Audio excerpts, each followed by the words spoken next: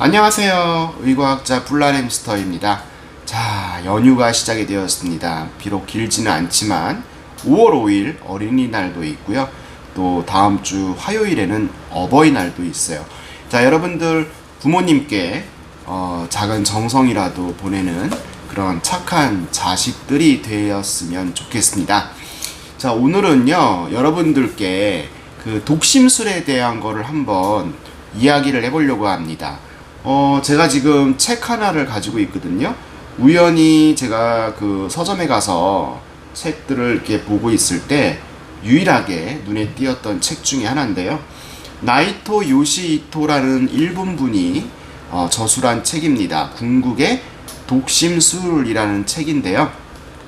이 책이 정말 그 여러분들한테 필요한 것 같고, 또 저도 이렇게 사회생활을 하면서 좀 많이 도움이 되는 책이라서 여러분들한테 오늘부터 좀 짧게 소개를 시켜드리려고 합니다.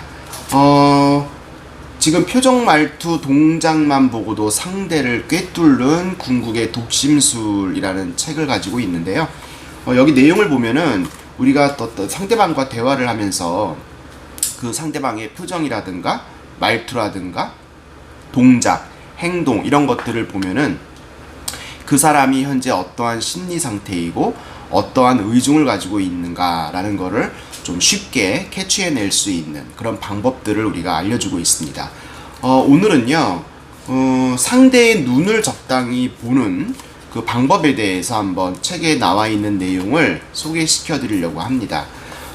책, 여러분들 궁극의 독심술, 이 책이 인기가 있나봐요. 서점에 지금 출간된 지는 얼마 되지도 않았는데 재고가 많이 없다고 했는데, 여러분들 관심이 있으신 분들은 대형 서점 가셔가지고 이 책을 한번 보시는 것도 도움이 됩니다.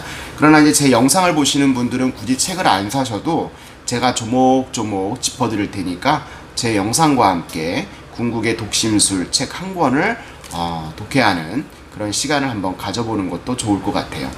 자, 오늘은요, 상대의 눈을 적당히 보는 방법에 대해서 말씀을 드리려고 하는데요.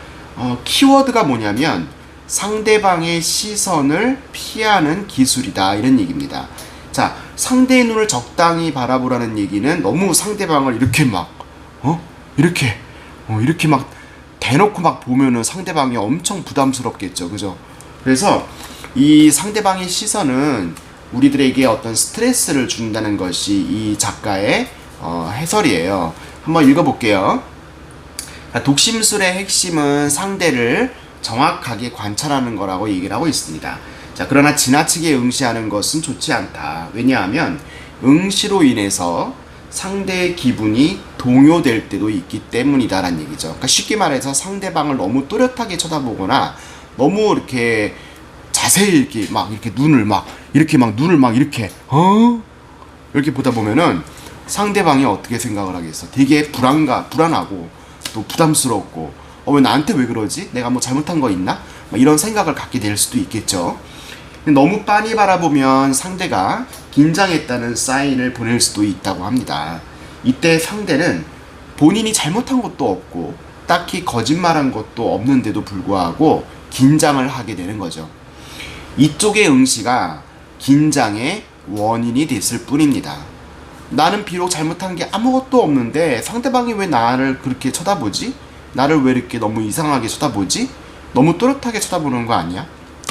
이렇게 생각할 수 있다는 얘기죠. 그러니까 상대가 그런 사인을 보내지 않도록 적당한 타이밍에서 시선을 피하는 것이 아주 중요하죠. 일반적으로 제가 예전에 한번 말씀을 드렸는데, 대화의 기술에서도요, 상대방과 대화를 할 때 이렇게 상대방의 눈을 바라보면서 대화를 하라고 했던 거 기억나세요? 근데 그것도 그냥 계속 대화할 동안 상대방을 뚜렷하게 보내는 게 아니고 적당하게 시간과 거리를 유지를 하면서 상대방의 눈을 바라보면서 또 다 시선을 또 다른 데도 향하고, 이렇게 상대방이 부담 갖지 않도록 편안한 그런 마음이 들도록 상대방을 쳐다봐야 된다는 얘기죠. 자, 종종 우리가 텔레비전을 통해서 지진이라든가 또는 태풍 같은 그런 지진 피해를 당한, 자연재해를 겪은 그런 이재민들이 대피소에서 보면은 상자로 이렇게 큰 텐트 같이 쳐가지고 자기만의 공간을 만들어가지고 생활을 하고 있는 모습을 많이 볼 수 있을 거예요. 저희 우리나라도 얼마 전에 그 지진이 일어났을 때 큰 인근의 학교 체육관에서 그 이재민들이 갈 데가 없으니까 그 텐트를 한 가구당 텐트를 이렇게 몇백 동을 쳐가지고 거기서 이제 생활을 하는 모습을 보고 있지 않습니까? 이렇게 자기만의 공간, 나만의 공간을 만들어가지고 지내는 광경을 많이 봤을 텐데요. 그들은 그럼 왜 대피소에서, 집도 아닌데도 불구하고 그 복잡한 대피소에서 얼마나 불편하겠어요. 그죠? 공간도 좁은데 굳이 개인만의 공간을 세워서 지내고 있을까요? 여러분들 다 알고 있을 거예요. 다른 사람의 시선이 상당한 스트레스가 되기 때문이다, 이런 얘기입니다. 뭐 지진 일어나면은 뭐 촬영도 오고요, 또 정치인들도 와가지고 뭐 괜히 물어보고, 그런 시선들이 그 사람들한테는 엄청 피곤한 거고 스트레스라는 얘기죠. 또 같은 이재민이지만은 또 그 이웃 사람들로 하여금 나의 어떤 그런 모습들을 보여주는 것 자체를 상당하게 스트레스를 가지게 된다는 얘기입니다. 자, 그래서 우리는 누군가가 보고 있다고 생각이 되면은 마음이 진정되지 않아가지고 스트레스를 느낍니다. 그래서 상자로 만든 자기만의 공간이 필요한 거라고 우리가 생각할 수가 있죠. 자, 얼마 전에도요, 뉴스를 보니까 이런 기사가 떴어요. 얼마 전도 아닙니다. 불과 일주일도 안 된 그 큰 사건이 있었죠. 부산에서 그 집단 폭행을 당한 그 택시 타는 거에 시비를 걸어가지고, 그리고 뻔히 쳐다봤다는 이유로 열 몇 명의 그 조폭 아닌 조폭 양아치들이 그 시민 한 명을 갖다가 무차별하게 돌로 찍고 발로 차고 집단 폭행을 해가지고 눈까지 실명이 된 상태가 지금 있지 않습니까? 자, 그런 것들도 어떻게 보면은 상대방을 쳐다봤다, 째려봤다. 그 째려본 게 기분 나쁘게 째려본 게 아닌데, 그 양아치들 입장에서는 좀 자기를 그 기분 나쁘게 쳐다봤다고 느낀 것 같아요. 그래서 그게 시비가 붙어가지고 그렇게 집단 폭행을 한 건데, 어쨌든 그 사람들이 100% 잘못을 했고, 뭐 경찰에서는 지금 살인 미수까지 적용을 하려고 지금 추가 구속도 하고 막 그런 상황이거든요.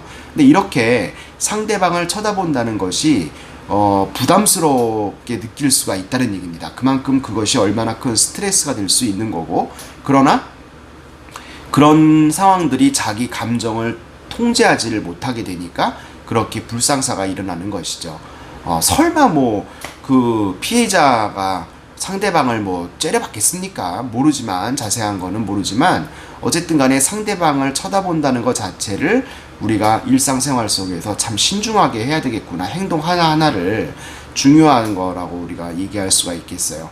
그래서 결론을 말씀을 드리면, 상대방을 바라볼 때, 대화를 할 때 바라보거나 응시를 할 때는 적정한 시간 간격을 두고 다른 데도 좀 봐가면서 상대방의 눈을 바라보고 대화를 해야지, 너무 그 사람을 좀 제압을 하겠다 이런 생각으로 막 이렇게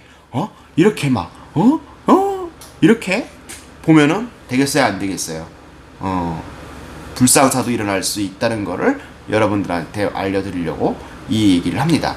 자, 오늘 궁극의 독심술, 별것 아니죠? 하지만 우리가 일상생활 속에서 이렇게 그 사소한 인간의 행동, 또 이런 것들을 통해 가지고 상대방의 어떤 그 감정이라든가 심리를 우리가 조금 파악할 수 있고 이해할 수 있다면 우리 사회가 이런 어떤 불상사가 일어나지 않을 거라고 저는 생각을 합니다. 자, 날씨도 더워지고 있습니다. 이제 여러분들 건강 유의하시고요. 저는 다음 영상에서 궁극의 독심술 두 번째 이야기로 여러분들을 찾아뵙도록 하겠습니다. 안녕.